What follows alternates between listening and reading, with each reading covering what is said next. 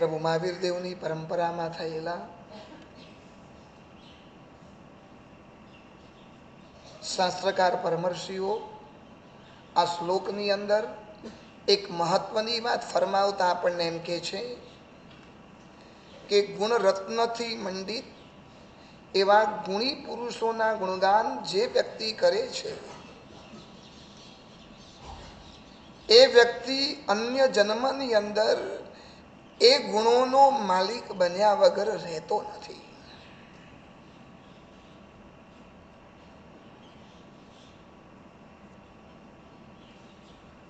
આપણને કોકનો પદાર્થ ગમી જાય તો એ પદાર્થ મળે જ એવો કોઈ નિયમ નથી.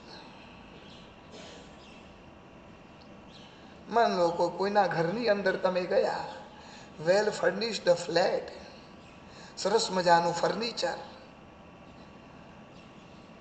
લક્ઝુરિયસ બધી આઈટમો, અને ફ્લેટ તમને ગમ્યો. સાચું બોલો, ગમે એટલે તમને મળે? હા, તમે એમ કહો કે આ ફ્લેટ મારા નામે કરી નાખો. કોકનું ઘર ગમ્યું, કોકનું ફર્નિચર ગમ્યું, કોકની ગાડી ગમી, કોકનો મોબાઈલ ગમ્યો. ભૌતિક જગતનો કાયદો છે, પદાર્થ ગમે એ મળે એવો નિયમ નથી. પણ એક આધ્યાત્મિક જગતનો સરસ મજાનો સિદ્ધાંત છે, કોક વ્યક્તિમાં રહેલો ગુણ જો આપણને ગમી જાય ને તો એ ગુણ આપણને 100% મળે.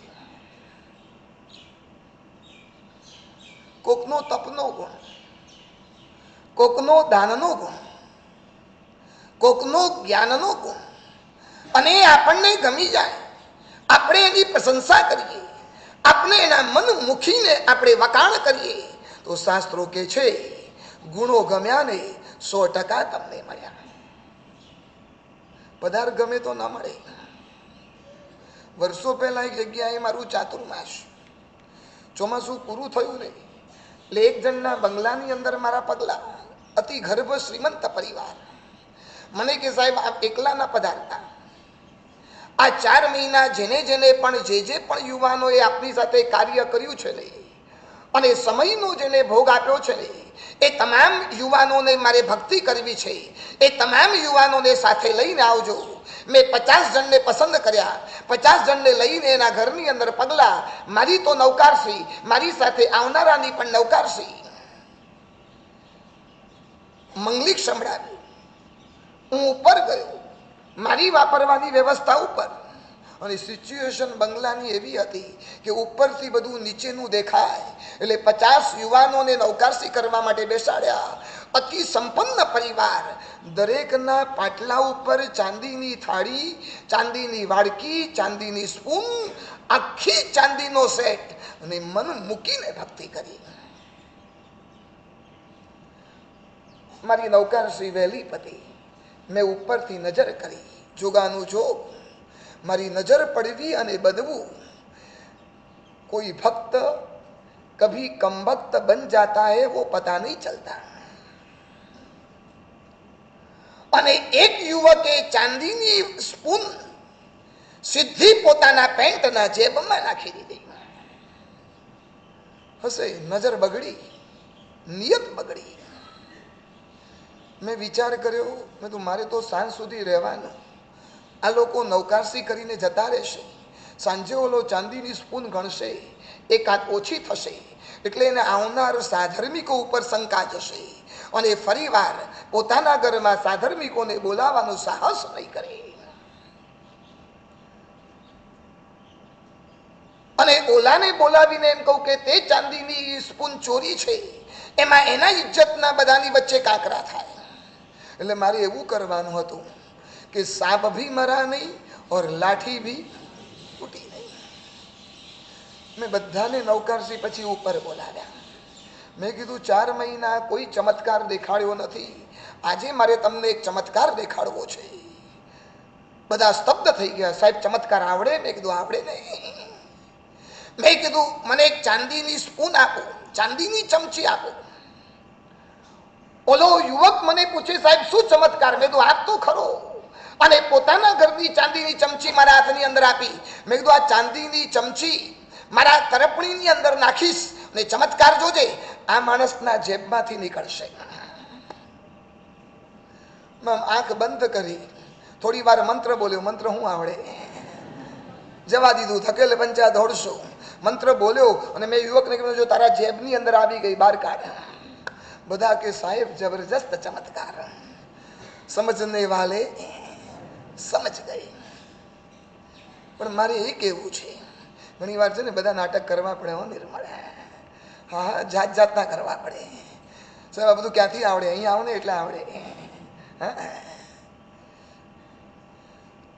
ચમચી ગમી ગઈ તો એને ચમચી મળી નહીં. ભૌતિક જગતનો નિયમ છે જે ગમે તે ન મળે, પણ આધ્યાત્મિક જગતનો નિયમ છે જેના તમને ગુણ ગમે ને 100% આપણને ગુણ મળે છે.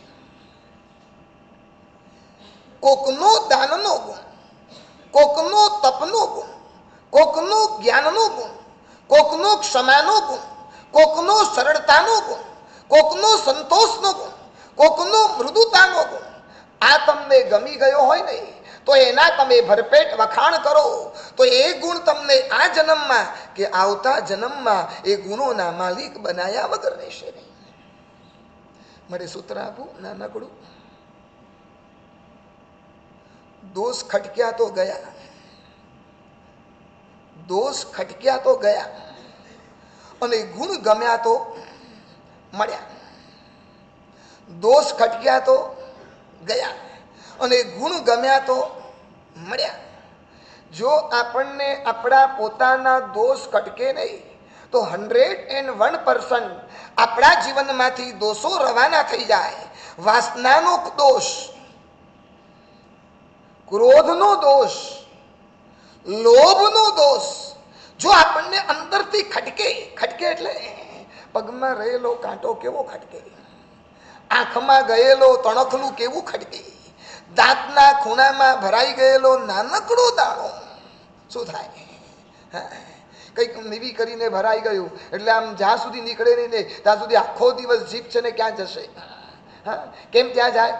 શું થાય છે? શું થાય છે? ખટક્યો, ખટક્યો એટલે ગયો. જ્યાં ખટકે ને ગયો. દોષ ખટકે. ઔષધમાં છો, ચાલતા ચાલતા લીલી વનસ્પતિ ઉપર તમારો પગ આવી ગયો, તમારી નજર નહોતી અને જ્યાં તમને ખબર પડી અને ત્યાં તમને આમ ખટકે. હાય હાય, આલોચના લેવી જુદી, પ્રાયશ્ચિતની ડાયરીમાં લખવું જુદું, પણ એ વખતે આંખમાંથી ચોધાર આંસુ આ પ્રભુની આજ્ઞા એરિયા સમિતિનું પાલન ન કર્યું અને બિચારા એકેન્દ્રીય જીવોને મેં કચરી નાખ્યા. ઔષધમાં તો એક પણ જીવને હણવાની પ્રભુની આજ્ઞા નથી, મેં જીવોને ખતમ કરી નાખ્યા. હાય હાય, મારું શું થશે? આવો ખટકો ખરો. ઔષધમાં અતિચારો ચિક્કાર ચાલુ છે પણ અંદરમાં ખટકાનો અનુભવ નથી. પ્રમાદ ચિકાર, આળસ તો બેસુમાર. અંદરની અંદર નીવીના દિવસે તો જે ખાવાની વાસનાઓ ભભૂકે અને એમાંય થાળી પર બેટાઓને મનગમતી આઈટમ આવે તારે જીભમાંથી પાણી છૂટે અને આ એક એક આઈટમ જે રસપૂર્વક તમે ખાતા હોવ ત્યારે તમને દુર્ગતિ યાદ નથી આવતી, ત્યારે તમને તમારો ભાવાંતર યાદ નથી આવતો, ત્યારે તમને તમારો પરલોક યાદ નથી આવતો, કારણ કે આપણને દોષનો ખટકો જ નથી. પેશાબ કરવા ગયા, માતૃ કરવા ગયા, થોડુંક પાણી વધારે લેવાઈ ગયું અને વધારે પાણી ઢોળાઈ ગયું. સચું બોલો, ખટકો ખરો. કેટલા કાંઈના જીવોનો મેં વધ કર્યો. ભલે ને અચિત છે પણ અચિત બનાવ્યું તો તમારા માટે નહીં. અચિત શેમાંથી બને? સચિત્તમાંથી. સચિત્તમાંથી અચિત બન્યું, મારા નિમિત્તે ઉકાળ્યું અને આ પાણી અને આવું પાણી અને મેં વધારે પડતો વપરાશ કર્યો, ઠલ્લે ગયો. અડધા લોટાની જરૂરિયાત હતી, આખો લોટો મેં વાપરી કાઢ્યો. તમે કઈ જુઓ વિરાધના, અતિચાર? ડાયરીમાં લખજો, એક એક દોષોને લખજો. ડાયરીના પાના ઓછા પડવા જોઈએ. માત્ર આલોચનાની બુક નહીં, સાથે એક્સ્ટ્રા 5-10 પેજ હોવા જોઈએ. ગુરુદેવ 47 દિવસમાં આવી વિરાધનાઓ થઈ, 47 દિવસ આવા દોષો લાગ્યા, આંખમાંથી ચોધાર આંસુ હોય ડાયરી આપતી વખતે. સાહેબ, આપની ઈચ્છા મુજબ કે પ્રભુની આજ્ઞા મુજબ 47 દિવસના અમે પૌષધ નથી કરી શક્યા. એક પૌષધમાં કેટલી વિરાધનાઓ સાહેબ, જેટલા યાદ આવ્યા ને એટલા લખ્યા છે. માત્ર તનના દોષો નહીં, માત્ર વચનના દોષો નહીં, પણ ગુરુદેવ મનના દોષો લખવા બેસું ને આખી ડાયરીની ડાયરી ભરાઈ જાય.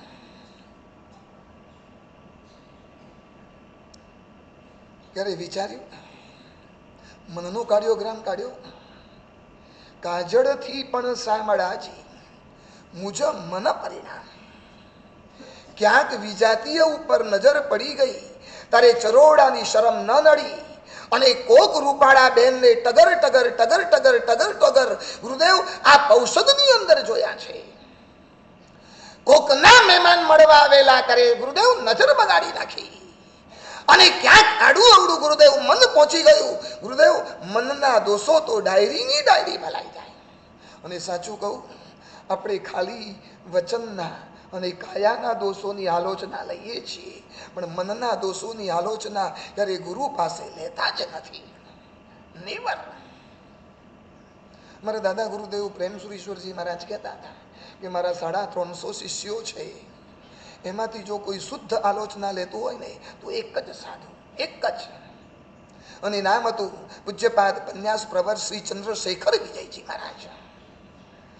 હર 15 દિવસ થાય, હર મહિનો થાય, પ્રેમસુરી દાદાના ચરણોમાં રડતા રડતા પહોંચી જાય અને ચંદ્રશેખર મહારાજે ધ્રુસકે ધ્રુસકે રડે, ચોધાર આંસુએ પોકે પોકે રડે.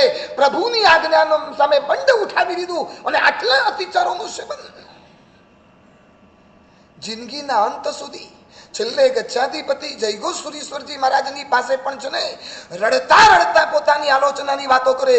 નાનામાં નાનો દોષ પણ છે ને ગુરુદેવને બતાવે.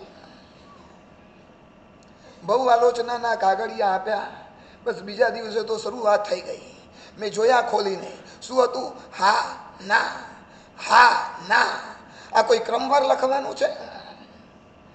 આલોચના અહીંયા નહીં આપતા, ઘરે લઈ જજો, એક ડાયરી લેજો, નાનપણથી લઈને અત્યાર સુધીના એક એક દોષોને યાદ કરજો. કયા કયા પાપો કર્યા. નંબર 2, કેવી રીતે પાપો કર્યા. નંબર 3, કયા ભાવથી પાપો કર્યા.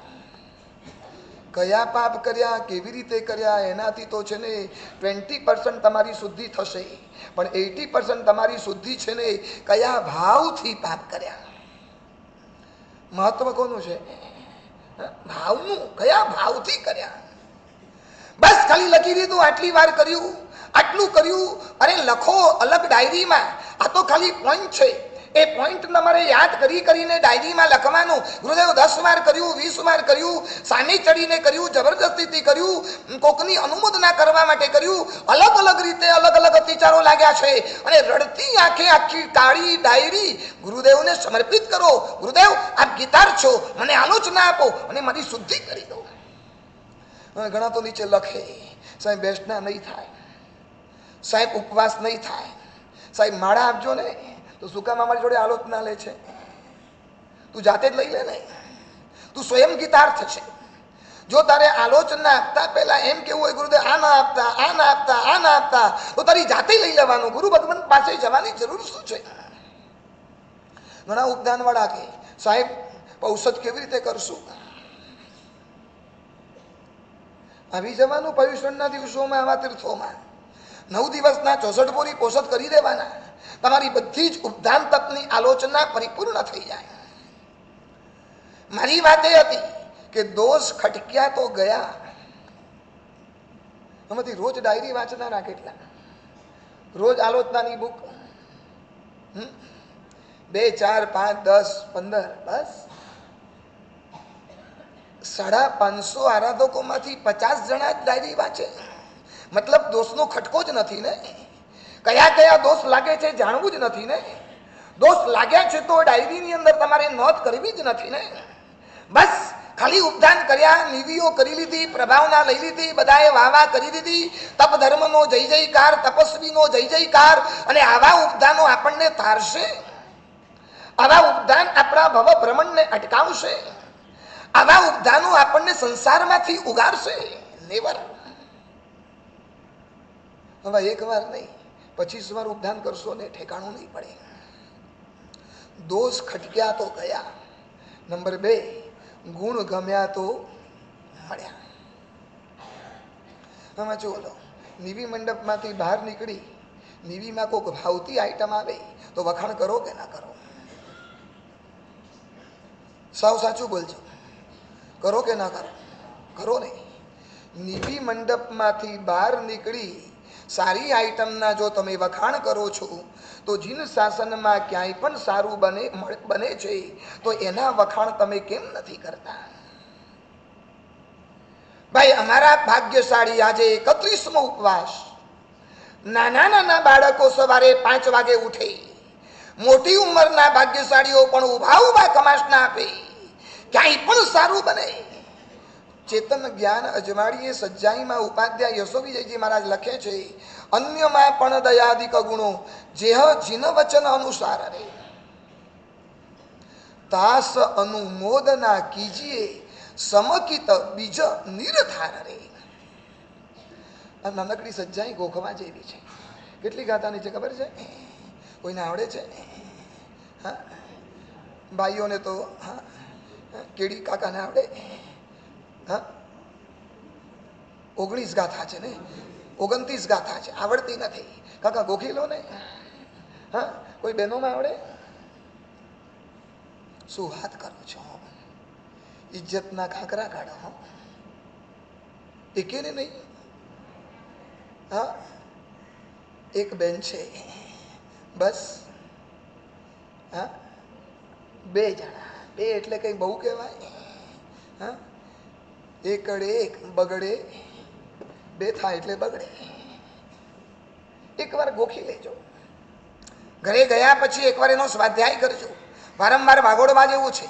ચેતન જ્ઞાન અજવાળીએ એક સરસ મજાના શબ્દો, ટાળીએ મોહ સંતાપરે ચિત્ત ડમ ડોળતું વાળીએ તાળીએ ભવજલ પાર રે, એવા સરસ મજાના શબ્દો મૂક્યા છે. અને એમાં ઉપાધ્યાયજી મહારાજે આપણે સરસ મજાની વાત કરી, અન્યમાં પણ દયાદિક ગુણો જેહ જીન વચન અનુસાર રે.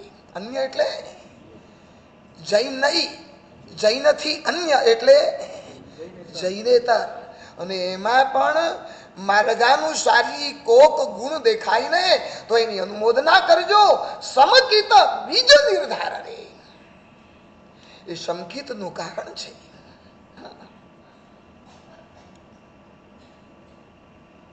હજુ બોલો, તમે સાદાઈથી ઉપધાન કર્યા અને તમારી બાજુવાળા એ મૂળ વિધિથી ઉપધાન કર્યા, શું થાય? શું થાય? એની અનુમોદના થાય, તમારી ન થાય, શું થાય? હા, ગમે આપણને? ગમે? હા, જેમણે બગલાની વાત કરીને આવી જ રીતે એક બંગલાની અંદર હું પગલા કરવા ગયો. હવે ઘર બંગલાના માલિકને મારું પ્રવચન બહુ ગમી ગયેલું. મને કે સાહેબ મેં તો બહુ સાંભળ્યા આપને, પણ મારા સગા સંબંધીઓને સંભળાવા છે. એક દિવસ મારા બંગલે પધારો ને. એને એના 150 જેટલા સગા સંબંધીને ભેગા કર્યા. બંગલાનો હોલ જ એટલો મોટો કે 150 જણા ગોઠવાઈ જાય. પ્રવચન આપવા માટે એના બંગલાની અંદર ગયો અને આમ 150 જણા પરિવાર, બહુ મોટો બહોળો, સામે 8-10 છોકરાઓ સૌથી આગળ હરોળની અંદર બેઠેલા. અને મને એને કીધેલું, સાહેબ 1.5-2 કલાક તો મિનિમમ ચલાવજો. મિનિમમ 1.5-2 કલાક. મેક્સિમમ કેટલું? આમાં મારી ડ્યુટી કેટલા કલાકની? કેટલા કલાકની? હા, રોજ કેટલા કલાક બોલીએ ચોમાસામાં? તમારા સંઘમાં આવીએ તો કેટલા કલાક? 1 કલાક. 9 થી 10, 8:30 થી 9:30, 7 થી 8, બસ પૂરું થાય. અને અહીંયા ઉદ્યાનમાં તો મેં 4 મહિના મલાડના ચોમાસામાં જેટલા પ્રવચનો નહીં આપ્યા ને એટલા અહીંયા આપ્યા. કોઈ ટાઈમની લિમિટ જ નહીં. 1.5 કલાક, 2 કલાક, 2.5 કલાક. હા, બસ તારે બોલવાનું, આપવાનું મારે નહીં. 1.5 કલાક પ્રવચન આપ્યું, પણ મારી નજર સતત છોકરાઓ ઉપર. કદાચ મારી વાતો એમને સમજ નહીં પડી હોય, ઓવરહેડ જતી હશે. અને છતાં પણ 1.5 કલાક સુધી આ તમામ બાળકો હાથ જોડી એકી ટસે મારી સામે ટગર ટગર જોતા રહ્યા. પ્રવચન પૂરું થયું ને એટલે મેં ઘરની જે વડીલ સાસુ હતા ને, મેં સાસુને કીધું, મેં તો તમારી વહુઓ બહુ સંસ્કારી લાગે છે. મને કે કેમ? મેં તો આ બધા જ બાળકો ચંચળ કહેવાય.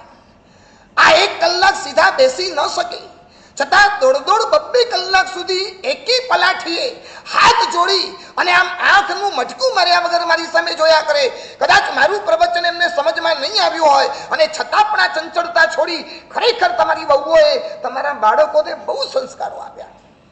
મને કે સાહેબ સાચી વાત કહું, આ બધા બાળકો છે ને એની મમ્મી જોડે જેટલા રહે છે ને એના કરતા મારી જોડે વધારે રહે છે. ન સમજ્યા? હું समझा भरत भाई, हूँ समझा?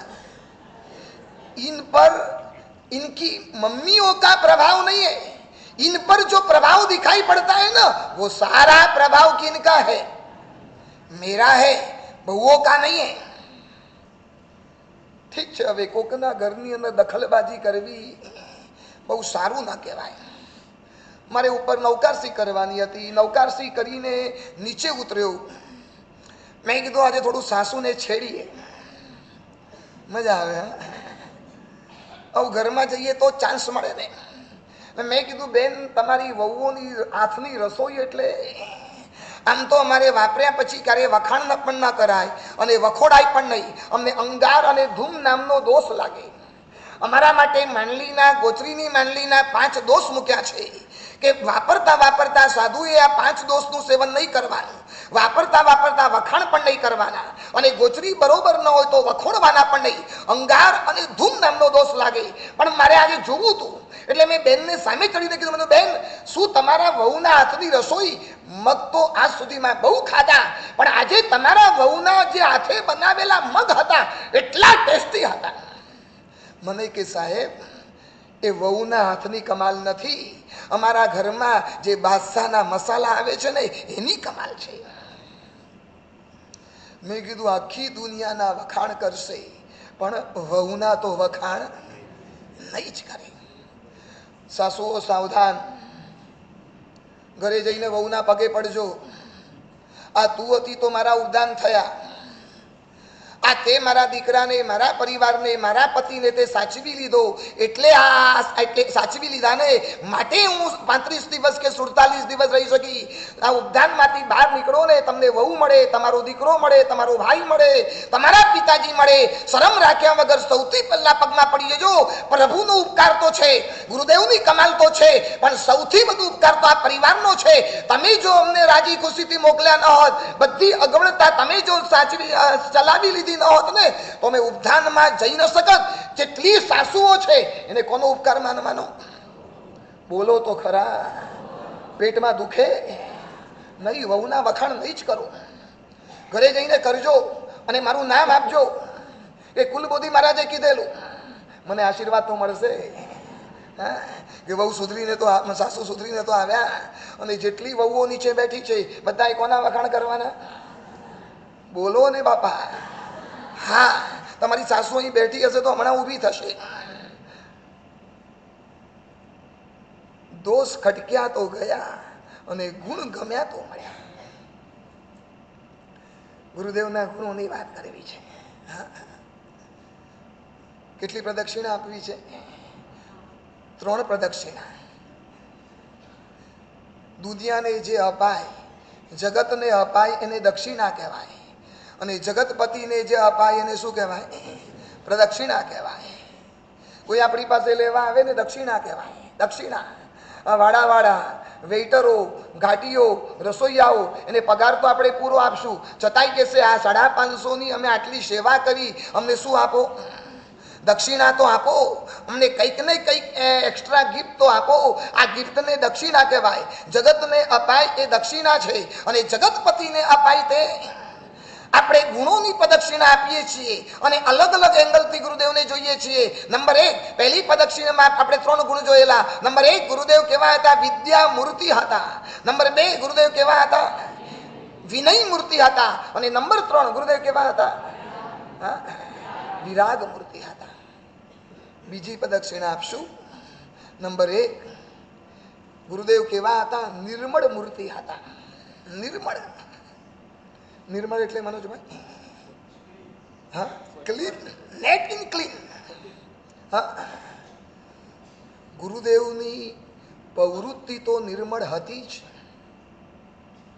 પણ એમની વૃત્તિ પણ એટલી નિર્મળ હતી ને. ઘણી વાર છે ને આપણે ઉદ્યાનમાં છીએ ને એટલે આપણી પ્રવૃત્તિ તો અત્યંત નિર્મળ છે.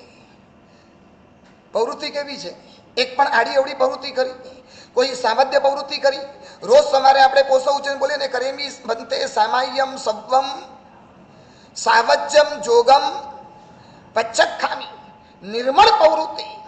પણ તમે જોજો ક્યાંક ને ક્યાંક આપણી વૃત્તિ છે ને અંદરની બગડતી હશે.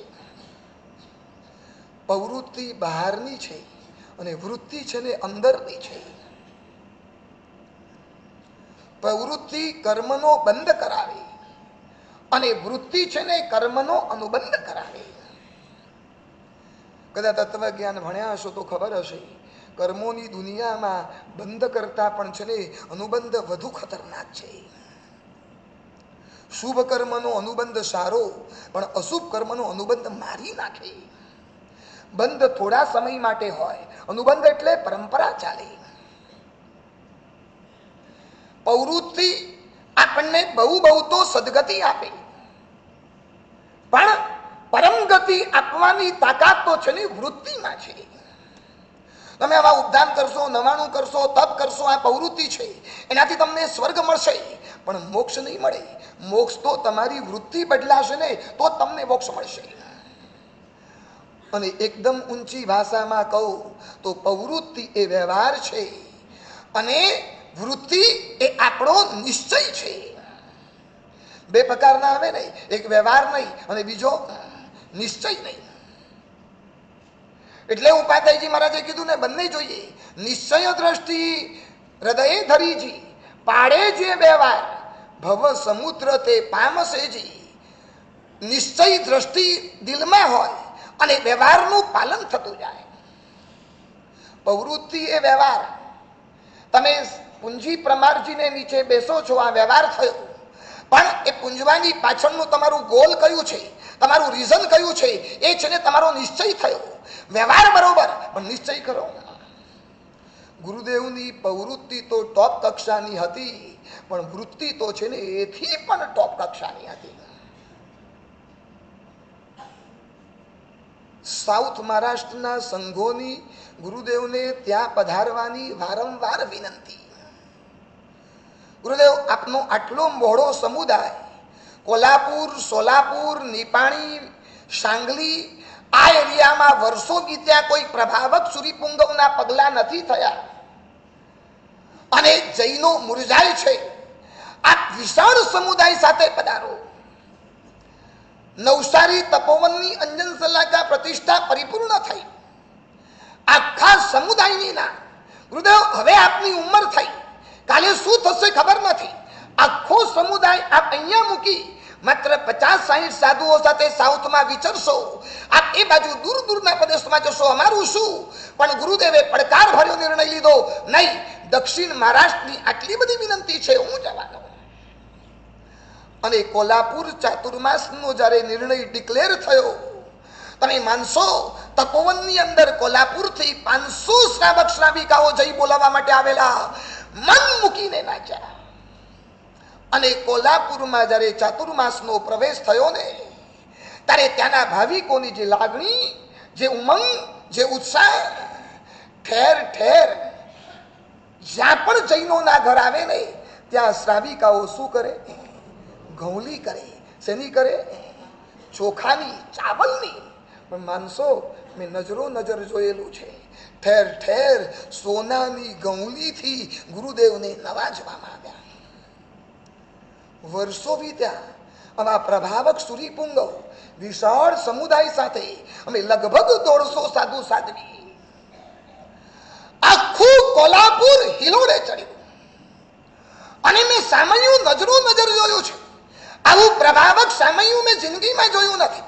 તેના શ્રાવક હતા જયંતિભાઈ ડીસાવાળા, એ તો હમણાં ઓફ થઈ ચૂક્યા, અને એમનો જે ભાવ, એમના પરિવારનો જે ઉલ્લાસ, જે ઉમંગ, લાખો રૂપિયા એક દિવસમાં ખર્ચ્યા.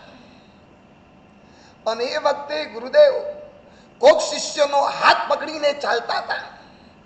હજારો માણસો સામૈયામાં, સોનાની ગૌલીઓ. ત્યારે ગુરુદેવ ઓલા શિષ્યને શું કે ખબર છે?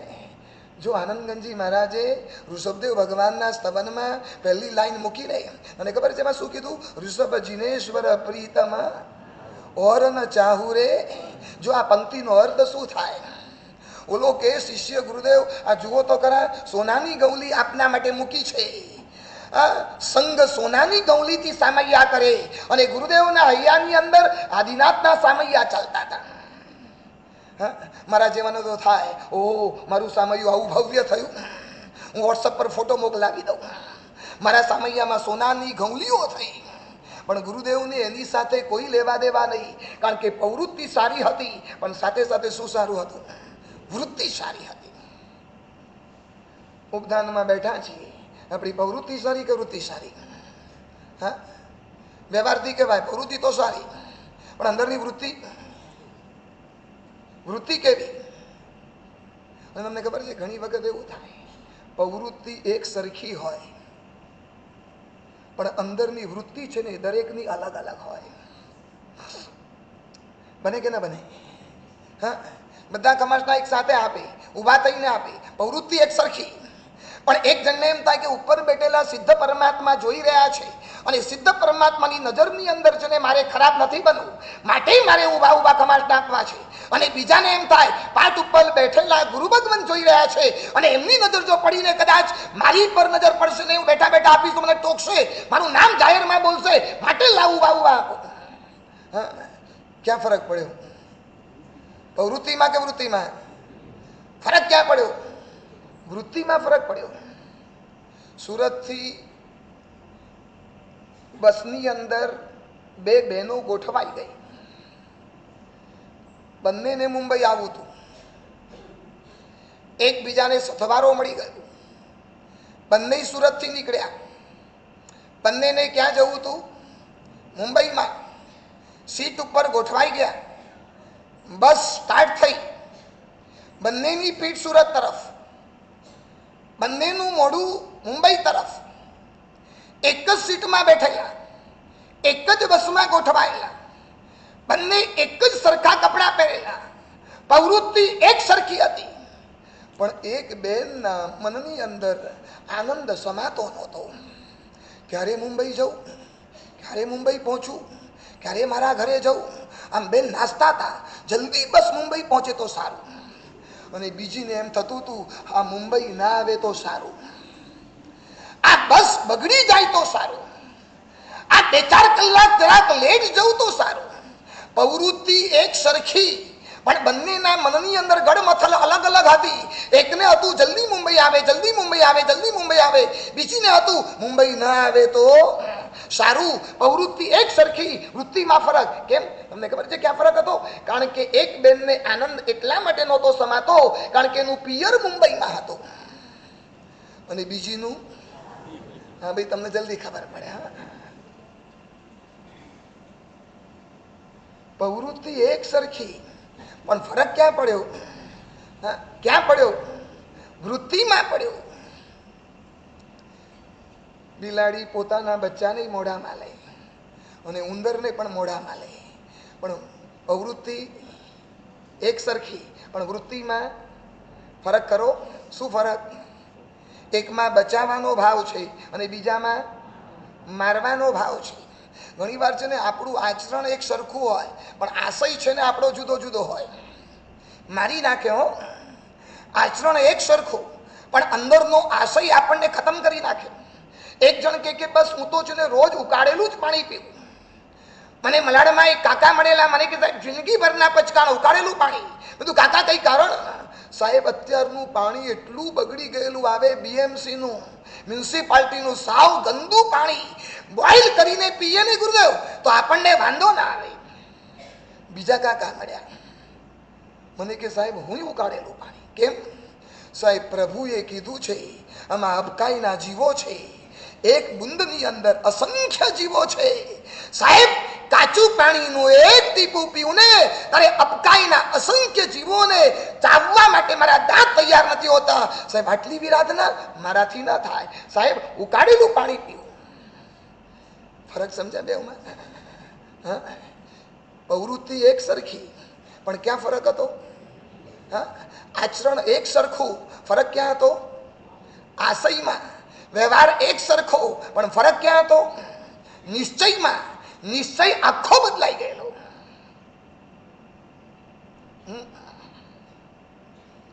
એક જણ કે હું આઈસ્ક્રીમ ના ખાઉં, કેમ? મને શરદી બહુ રહે. બીજો કે હું ન ખાઉં, કેમ? પ્રભુની આજ્ઞા નથી માટે.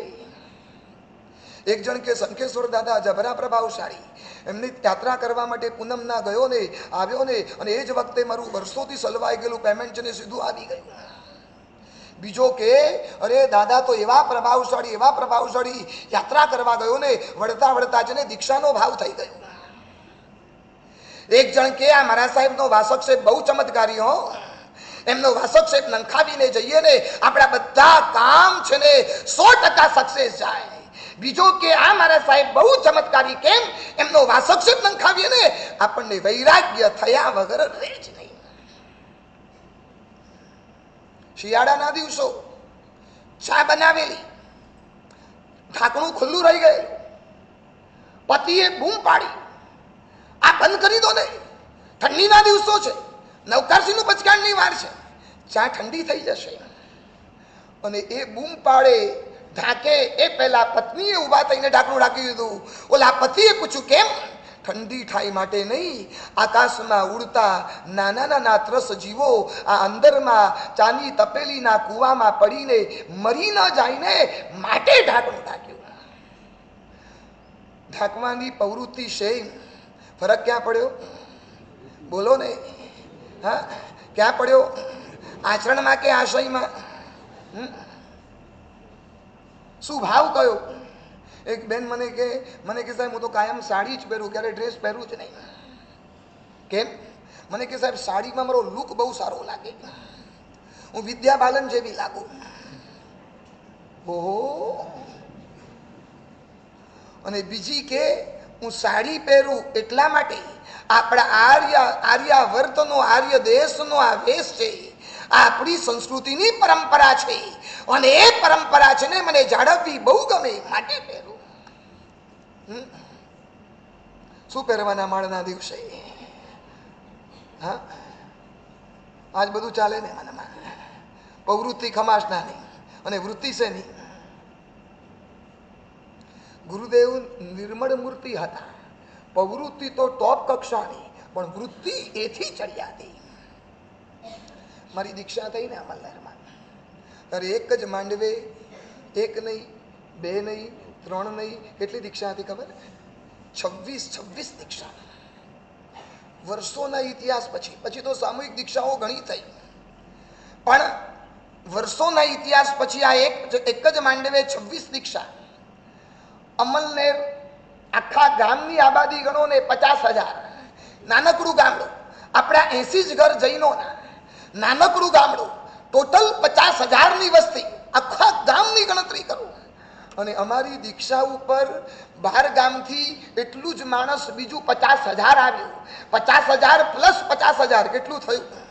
1 લાખ માણસ. અને ગામડાનો છે ને ભાવ જુદો જ હોય. અમલનગરના દરેક જૈન અજૈન દરેક વ્યક્તિએ પોતાના ઘર ખાલી ખુલ્લા કરીને મૂકી દીધેલા. જે પણ મહેમાનો આવો ને ઉતરો, કોઈ તાળું ચાવી નહીં, ઘરવાળા બધા રોડ ઉપર, મહેમાનો બધા ઘરની અંદર. મારો ઉતારો એક પટેલના ઘરમાં હતો, એ બહુ સિગારેટ પીતો હતો, રોજની 30, 40, 50. હવે આપણને તો કઈ એવી લાંબી સમજ ના પડે, ઓકે આપણને ચડાવ્યો અને સિગારેટ બંધ કરાવું ને, એટલે મેં કીધું બાધા લો તો તમારા ઘરમાં આવું, એ તો બાજુવાળાના ઘરમાં જઈશ. ઓલા એ બિચારાએ બાધા લીધી. હમણાં હું 15 વર્ષ પહેલા અમલનેર ગયો હતો, યોગાનું યોગ એ જ દિવસે મારો દીક્ષા દિવસ, અને મારા 30 વર્ષ પૂરા થતા હતા. યોગાનું યોગ અમલનેરની અંદર હતો.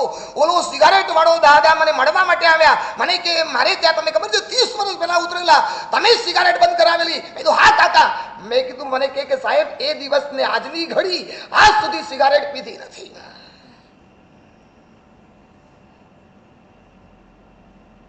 અને એ વખતે દીક્ષાની અંદર ગુરુદેવનો વિનય નમ્રતા એવી, 26 દીક્ષા ગુરુદેવના ગ્રુપમાં હતી, બધી જ દીક્ષાઓ.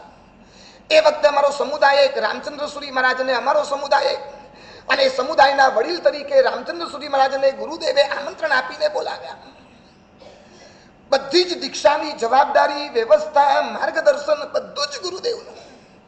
છતાં પણ એક નમ્રતા કે વડીલ બેઠા છે તો વડીલની નિશ્રામાં કરાવીએ.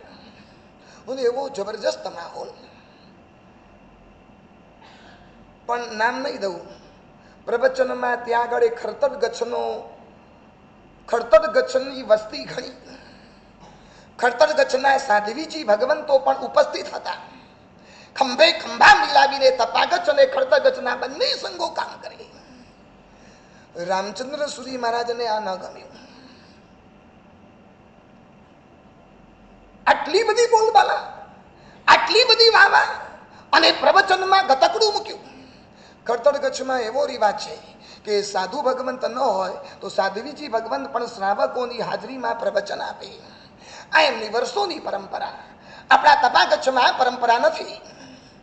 અને રામચંદ્ર સુરી મહારાજ પ્રવચનની અંદર બોલ્યા કે જે સાધ્વી શ્રાવકની હાજરીમાં પ્રવચન આપે ને એ સાધ્વી વેશ્યા કરતા પણ ઉતરતી છે. અને સંઘની અંદર સનાટો છવાઈ ગયો. ખડતર ગચ્છના સંઘની મીટિંગ થઈ. સાધ્વીજીનું અપમાન અને પણ આવા શબ્દોમાં એક શ્રમણી ભગવંત માટે આવા શબ્દો. તમે તમારી સામાચારી પાડો, અમે અમારી સામાચારી પાડીએ. દરેકની સામાચારી અલગ અલગ હોય. એકબીજાની સામાચારીમાં હસ્તક્ષેપ કરવાની જરૂરિયાત શું છે? નાનકડો સંઘ, એમાં આટલો મોટો વિખવાદ. આમ કહેવાય ને ભૂકંપ મચી ગયો. આખો દીક્ષા પ્રસંગ બગડે એવી સ્થિતિ થઈ ગઈ. અમે માનસો ગુરુદેવની નિર્મળતા કેવી. સવારના પહોરમાં ગુરુદેવ 6 વાગે ઉપાશ્રયમાંથી બહાર નીકળ્યા. દાંડો લીધો. રત્નસુંદર મહારાજ એ વખતે મુનિ, ચલ રત્નસુંદર મારી સાથે 2-4 સાધુને લઈ ખડતર ગચ્છના ઉપાશ્રયે પહોંચ્યા. બહાર ઉભા એક મહાત્માને અંદર મોકલીને કીધું કે ગુરુદેવ પધાર્યા છે આપને મળવા માટે. સાધ્વીજી ભગવાન જરાક રિસાયેલા હતા કે આવું ભર સભાની વચ્ચે અમારું અપમાન, અમારા ગચ્છનું અપમાન, આ અમારી સામાચારીનું અપમાન. અમારા ગચ્છનો એક પણ વ્યક્તિ હવે દીક્ષામાં ભાગ નહીં લે. ગુરુદેવ મળવા માટે આવ્યા છે. ગુરુદેવ ઉપર સખત બહુમાન, ચાતુર્માસ સાથે કરેલું. ગુરુદેવના વ્યાખ્યાન અને વાચના સાંભળવા માટે સ્પેશિયલ ખડતર ગચ્છના સાધ્વીજી ભગવાન ત્યાં આગળ અમલનગરમાં રહેલા. સાહેબ આપની કોઈ વાત નથી, પણ સાહેબ આ કઈ રીતે? ગુરુદેવ અંદર ગયા. રડતી આંખે સાધ્વીજી ભગવંતે વંદન કર્યા. શું બોલે? કોઈ પક્ષે બોલી શકાય એવી સ્થિતિ હતી નહીં. ગુરુદેવે મૌન તોડતા કીધું, બસ તમને મારી એક હાથ જોડીને એક મારી નમ્ર અરજ છે. આ પ્રસંગ મારો છે, મારી નિશ્રામાં ગોઠવાયેલો છે, મારા નેજા હેઠળ ગોઠવાયેલો છે. કોણ શું બોલ્યું આજે નથી જોવું, પણ તમે આ પ્રસંગે આવ્યા છો. ખડતર ગચ્છ આખો ખંભે ખંભા મિલાવીને ચાલે છે. આની ઉપેક્ષા ભૂલી ચૂકે ન થાય. કોઈ ગમે તે બોલી ગયું, કોણ બોલ્યું મારે નથી જોવું, પણ આજે એક મારી જવાબદારી છે. તમને મિચ્છામી દુક્કડમ માંગવા માટે હું આવ્યો છું. તમે માનશો, એક સાધ્વીજીને આવા મોટા આચાર્ય સીધા નીચે ઉતર્યા, ખુરશી પરથી નીચે ઉતર્યા, હાથ જોડીને સાધ્વીજી ભગવાન પાસે બેસી ગયા. તમને અમારાથી કોઈ પણ મન દુઃખ થયું ને, આ ભુવન ભાનુસુરી તમને મિચ્છામી દુક્કડમ માંગે છે. ઓલા સાધ્વીજીના આંખમાંથી દળદળ આંસુ. 300 શિષ્યોના ગુરુ, આ મને મિચ્છામી દુક્કડમ મારા ઉપાશ્રયમાં પાવો નહીં. આ શાસન પ્રભાવક પ્રસંગ છે ને ડિસ્ટર્બ ન થવો જોઈએ. જે થયું તે થઈ ગયું. જે બોલવાનું હતું બોલાઈ ગયું. આપણે કોઈકની જબાનને તાળા મારી શકીએ એવી તાકાત મારામાં પણ નથી, પણ આ પ્રસંગને સાચવી લો.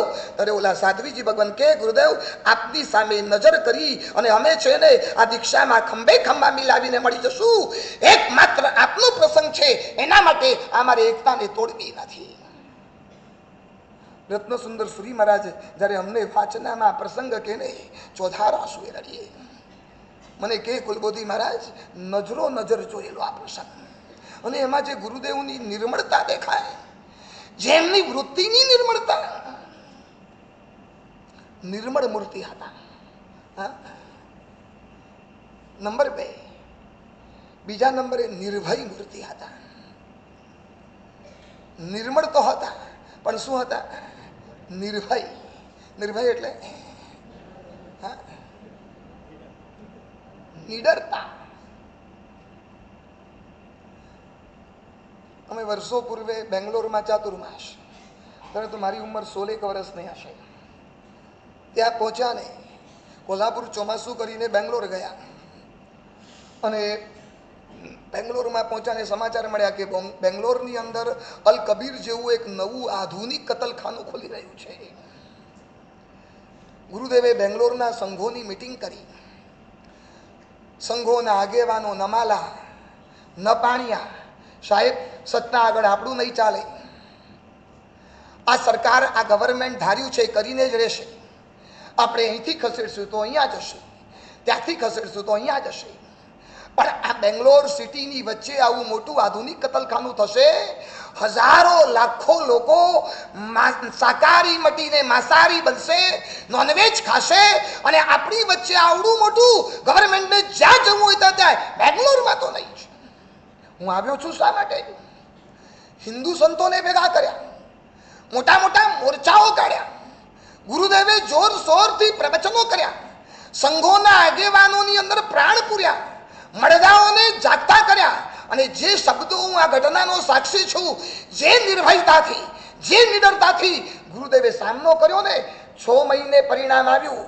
જ્યાં સુધી આ કતલખાનું બંધ ન થાય ત્યાં સુધી ગુરુદેવે કીધેલું બેંગ્લોરમાંથી આપણો વ્યાર નહીં થાય. 6 મહિને રિઝલ્ટ આવ્યું અને ગવર્મેન્ટને ઝૂકવું પડ્યું અને બેંગ્લોરનું કતલખાનું કેન્સલ કરી દેવામાં આવ્યું. નિર્ભય મૂર્તિ. તમને યાદ હોય વચ્ચે 2.5 વર્ષ માટે વડાપ્રધાન પર મોરારજી દેસાઈ બેઠેલા, ખબર છે? એ વખતે દિલ્હીની સંસદની અંદર બાળ દીક્ષા પ્રતિબંધક બિલ આવેલું. કોઈ પણ ધર્મની અંદર બાળ દીક્ષાઓ ન થાય, અને એમાંય વિશેષ કરીને બાળ દીક્ષાઓ આપણા જૈન સંઘની અંદર થાય. મોરારજીને કોણ સમજાવે? ગુરુદેવનું ચાતુર્માસ પૂનામાં, અને મોરારજી દેસાઈ એ વખતે આરએસએસનું બહુ વર્ચસ્વ, આરએસએસ વાળા જોડે મિટિંગ કરી અને બહુ મહેનત કરી, બહુ કે ગમે તેમ કરીને મોરારજી દેસાઈ સુધી આપણો અવાજ પહોંચવો જોઈએ. આરએસએસ વાળાએ કીધું ગુરુદેવ અત્યારે બહુમતી છે, બહુમતીના કારણે એક કામ કરીએ, એ જમાનામાં પોસ્ટકાર્ડનું ચલણ બહુ, લાખો પોસ્ટકાર્ડ પ્રાઇમ મિનિસ્ટર પર જાય નહીં તો પ્રાઇમ મિનિસ્ટર કંઈ વિચાર કરી અને આરએસએસનો સપોર્ટ કરી અને આખા હિન્દુસ્તાન ભરમાંથી આ બિલના વિરોધ તરીકે એ પ્રાઇમ મિનિસ્ટરને પોસ્ટકાર્ડ મોકલવામાં આવ્યા. પણ આ પોસ્ટકાર્ડની તો શું અસર થાય? ગુરુદેવને કહ્યું ગમે તેમ કરીને એક વખત મોરારજી દેસાઈને મળવું છે, અને ગમે તે રીતે મિટિંગ ગોઠવાઈ ગઈ. મોરારજી દેસાઈ બાળ દીક્ષા બિલના એટલા સપોર્ટર, કોઈ પણ હિસાબે આને અટકાવો અને એનું માથું ફેરવવું. અને મોરારજી એટલે તું માખી માણસ, તમને ખબર? મોરારજી એટલે બહુ વિચિત્ર માણસ, આમ બહુ સીધો પણ આમ બહુ વિચિત્ર, એ ધાર્યું એ જ કરે, બહુ જિદ્દી માણસ, માણસ તરીકે બહુ સારો હતો, પણ દેશે એને 2.5 વર્ષથી બધું ટકવા ન દીધો. અને એ વખતે જે સોંઘવારી હતી ને, જે વખતે જે સસ્તાવારી હતી ને, એ પછી આપણે ક્યારેય જોઈ નથી. અચ્છે દિન આવ્યા, મોંઘવારી વધતી જ ગઈ, પેટ્રોલ ડીઝલ વધતા જ ગયા, કોરોના વધતા જ ગયા. ગઈકાલે અમેરિકામાં એક દિવસમાં 1 લાખ કેસ આવ્યા.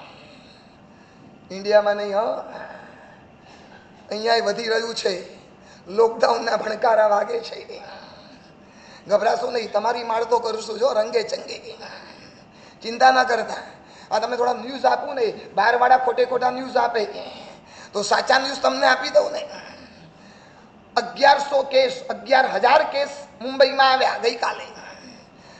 મુંબઈના મેયરે ડિક્લેર કર્યું કે જો 20,000 કેસ આવશે તો આપણે અહીંયા લોકડાઉન ઠોકી દઈશું. પણ મને લાગે છે કે ફેબ્રુઆરીમાં 20,000 થશે. એટલે આપણી માળ તો નીકળી જાય. હા, પછી બીજું ઉપદાન, પછી ત્રીજું ઉપદાન. જ્યાં સુધી લોકડાઉન ન ખુલે ત્યાં સુધી અહીંયા ઉપદાનમાં જ રહેવાનું. અને આપણે આમ સ્વૈચ્છિક લોકડાઉન સ્વીકાર્યું ને, તમને તો ખબર નહીં હોય, સાપુર એવું મોટું તીર્થ છે ને, અને આમ મેસેજ ગયા કે અહીંયા ઉપદાન તપ ચાલે છે ને 13 તારીખ સુધી લોકડાઉન. હવે શબ્દ જેને પણ આમ બનાવ્યો હશે મેસેજ, એનાથી ભૂલ થઈ ગઈ. લોકડાઉન શબ્દ નહોતો વાપરવો, કે આ તીર્થમાં આવવા માટે પ્રતિબંધ મૂક્યો છે આવો શબ્દ વાપરવો હતો, પણ લોકડાઉન શબ્દ મૂક્યો ને, અને બધી ટ્રસ્ટીઓ ઉપર ફોન, અહીંના કાર્યકર્તાઓ ઉપર ફોન, અહીંની પેઢીમાં ફોન કે ભાઈ શું થયું, તપસ્વીઓને કોરોના થયો. મેં કીધું જી હા, અમારે સૌને કોરોના લાગુ પડ્યો છે, પણ અમારો કોરોના અનંતકાળથી લાગુ પડ્યો છે, અને એનું નામ છે કર્મનો કોરોના. કોઈને કોરોના થયો છે તો કહેજો. જે ઊંઘશે એને થશે, જે જાગશે એને ભાગશે. ઊંઘતા એને જગાડો નહીં તો કોરોના આવશે. એમને કે કોરોના આવ્યો.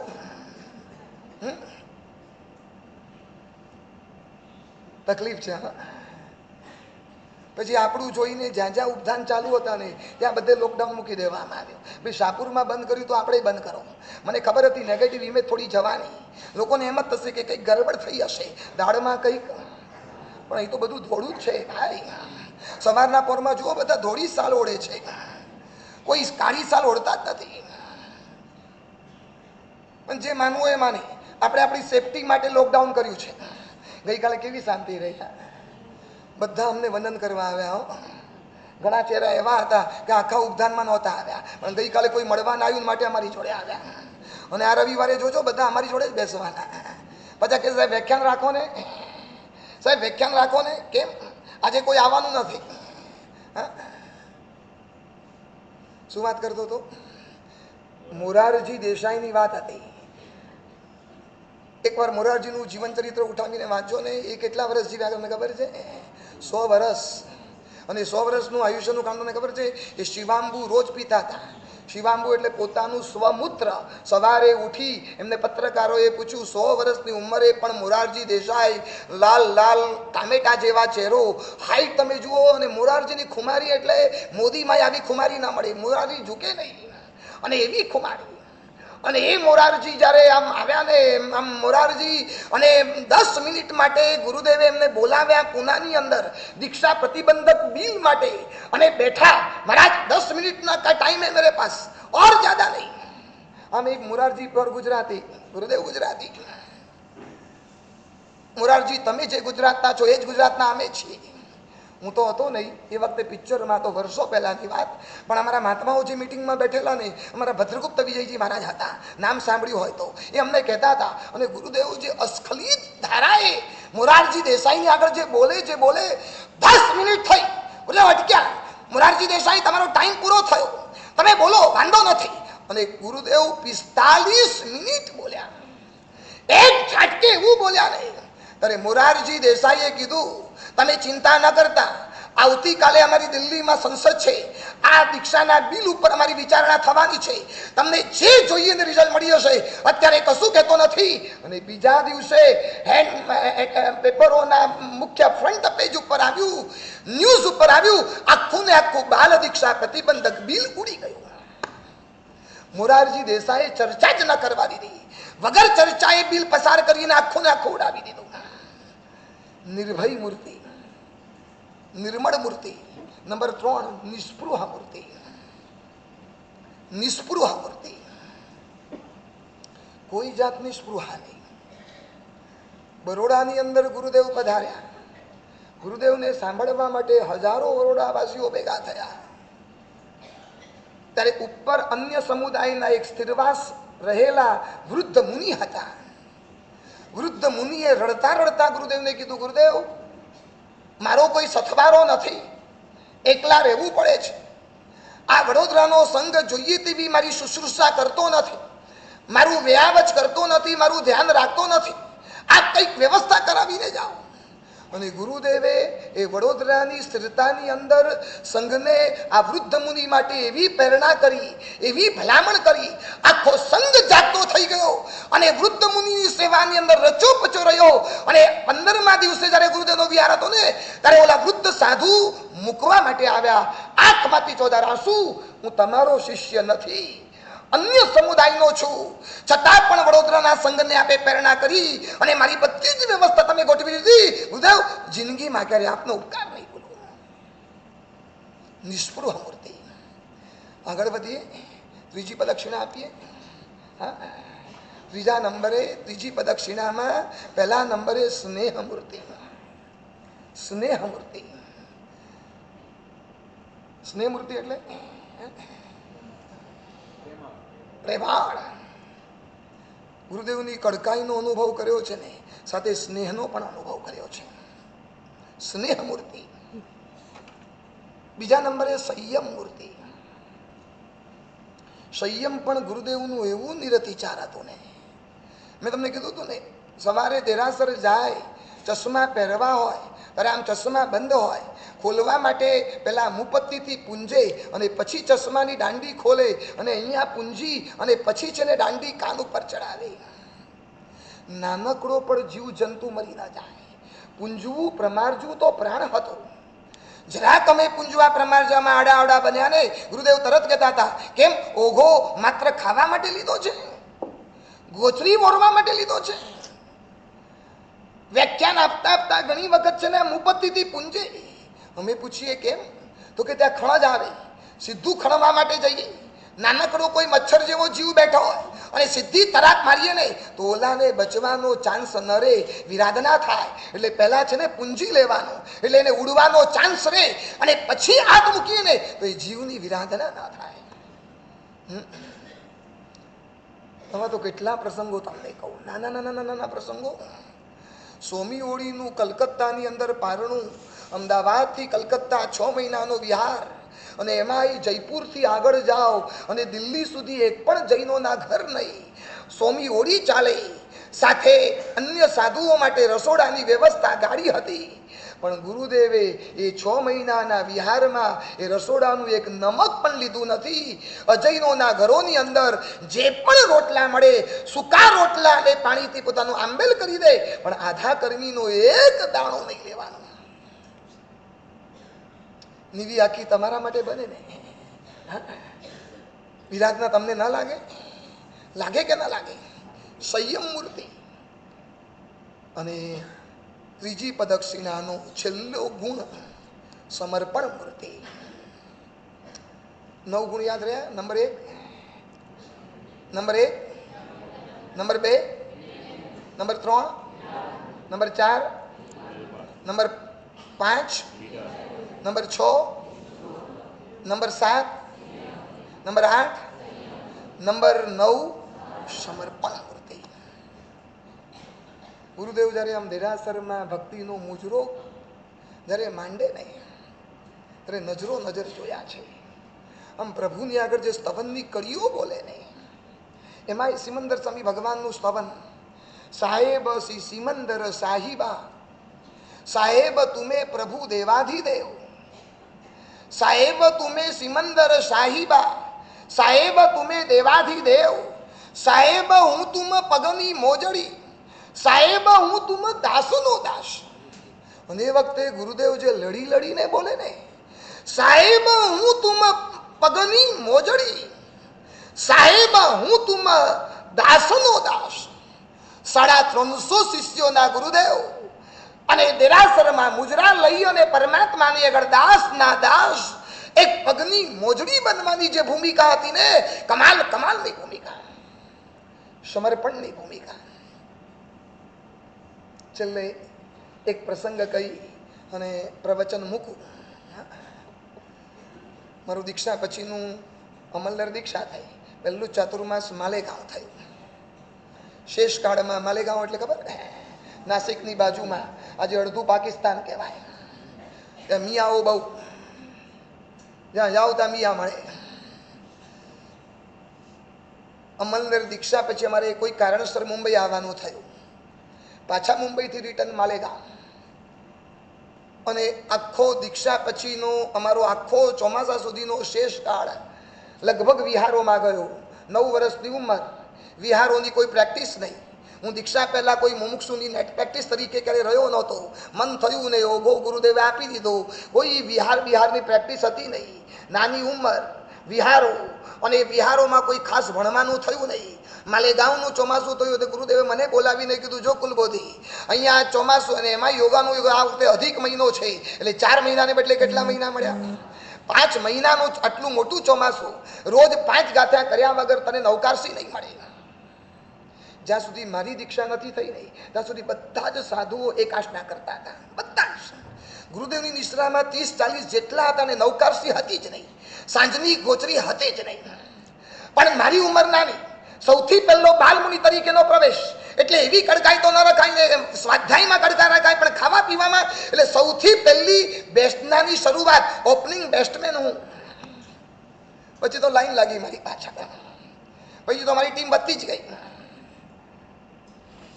વગર 5 ગાથાએ નવકારસી નહીં. મેં કીધું, જી ગુરુદેવ, નાની ઉંમર, ગુરુદેવની કૃપાથી સયોક્ષમ સારો, 5 મિનિટ ગાથા ગોખું અને 5 ગાથા આપી દઉં. આપું એટલે બસ આપણને નવકારસી કરવાનું લાયસન્સ મળી જાય.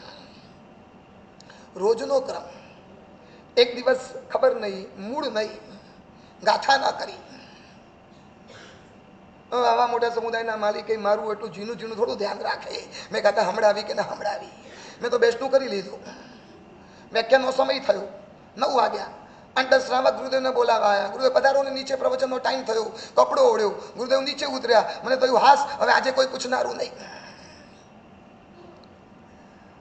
અને 8-10 પગથિયા ઉતર્યા ને એમ ગુરુદેવ પાછા આવ્યા. મને એમ કે એમનું કોઈ પોથી પાનું રહી ગયું હશે, પણ એમની જગ્યાએ જવાને બદલે સીધા મારી જગ્યાએ. મેં કીધું ખલાસ, આજે ઇન્કમ ટેક્સની રેડ પડી, મર્યા. મેં કીધું હવે ગુરુદેવ મારી જગ્યાએ આવે તો મારો વિનય મારે પણ સામે જવું જોઈએ ને. 8-10 ડગલા હું ચાલ્યો, હાથ જોડ્યા. ગુરુદેવ કઈ કામકાજ? મને કામકાજ વાળી. મેં કીધું ખલાસ. મને કે ગાથા કરી? ના. ટેસ્ટનું કર્યું? બધું પેટ ભરીને કર્યું. માનસો 5-15 શ્રાવક ઉભેલા અને મારા ગાલ ઉપર 2-4 જોરથી ચોડી દીધી. સલાહ નલાયક, ગાથા કર્યા વગર પૂછ્યા વગર નવકારસી કરી દીધી. પૂછવાય ના આવ્યો. 5-25 જણા હાજર, ધાડ ધાડ ધલ લાફા. નાની ઉંમર અને આખો ગાલ લાલ ચોળ થઈ ગયો, આંખમાંથી આંસુ. જો વ્યાખ્યાન કરીને આવું છું, આજે 5 નથી કરી, પનિશમેન્ટ ડબલ 10 ગાથા કરવાની. 10 ગાથા કરી છે તો બપોરનું બેસનું મળશે, એ તો આવતીકાલ ઉપર. રડતા રડતા 10 ગાથા કરી. ગુરુદેવ આવ્યા, સંભળાવી દીધી. બપોરે 12:30-1 વાગે ગોચીનો ટાઈમ. માલેગાંવના ચોમાસામાં પાછળ અમારો હોલ વાપરવાનો. અમે 40 સાધુ 40 વાપરવા માટે બેઠા. 39 હતા, એક એબસન્ટ હતો. કોણ ગેરહાજર? હા પ્રકાશભાઈ, કોણ ગેરહાજર હશે? હું જ હોઉં ને. ગુરુદેવ નજર ફેરવી, બધા બેઠા છે, કુલબોધી નથી. કોકને પૂછ્યું કેમ? ગુરુદેવે તો રિસાઈ ગયો, આપે માર્યો ને એટલે. ગુરુદેવે ઓર્ડર છોડ્યો. 39 સાધુઓને કીધું, આપણી મંડળીમાં નાનકડો સાધુ ભૂખ્યો રે, આપણાથી વપરાય કેવી રીતે? નીચે મૂકો કોડિયા. એ જ્યાં સુધી ગોચરી મંડળીમાં ના આવે ત્યાં સુધી કોઈએ વાપરવાનું નથી. ગુરુદેવ પોતે ઊભા થયા, મારી જગ્યાએ આવવા લાગ્યા. મેં દૂરથી જોયા, હું રાહ જોઈને બેઠેલો, કોક બોલાવા આવે તો સારું.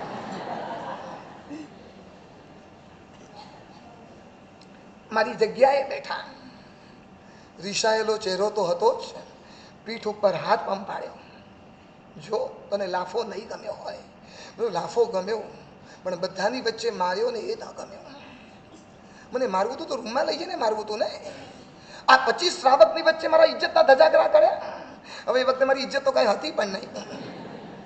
અને ઈગો કહેવાય ને.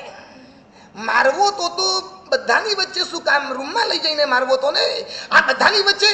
જો કુલબોધી નાની ઉંમર, ભવિષ્યમાં શાસનની પ્રભાવના કરવી હોય તો નહીં ભણે તો પ્રભુના શાસનની પ્રભાવના કેવી રીતે કરીશ? હજારોની જનમેદની વચ્ચે તારે પ્રવચન કરવાના છે. તારી શક્તિને તારે આગળ વધારવાની છે. આ લાફો તને ન ગમ્યો, પણ ગાથા ન કરીએ તને ગમ્યું? ગાથા કર્યા વગર બેસનું કર્યું, પૂછ્યા વગર બેસી ગયો તને ગમ્યું? આ કડકાઈ રહેશે અને કડકાઈને તારે સહન કરવી જ પડશે. નાની ઉંમર છે, તને કોઈ ગતાગમ નથી.